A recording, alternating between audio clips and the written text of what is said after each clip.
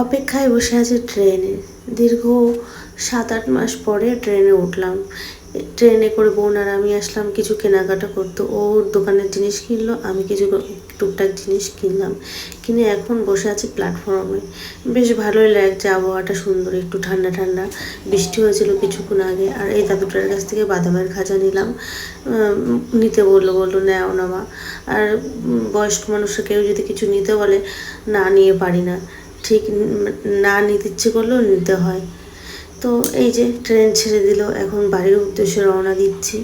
আর এইখানে দেখো প্ল্যাটফর্মটা কি সুন্দর লাগছে, চারিদিকে লোক আর লোক, আর আকাশটা অন্যরকম একটা অনুভূতি। একটু আগে বৃষ্টি হয়েছিল, আর বৃষ্টি হওয়ার পরে আকাশটা যেন কেমন লাগে।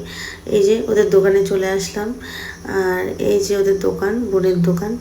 তো ওখানে মালগুলো রাখছিল, তো মালগুলো সাজিয়ে রাখছিল, তো আমি একটুখানি ভিডিও করে নিলাম। দেখো কি সুন্দর লাগছে, কি সুন্দর করে গুছিয়েছে ওরা, তো দারুণ লাগছে।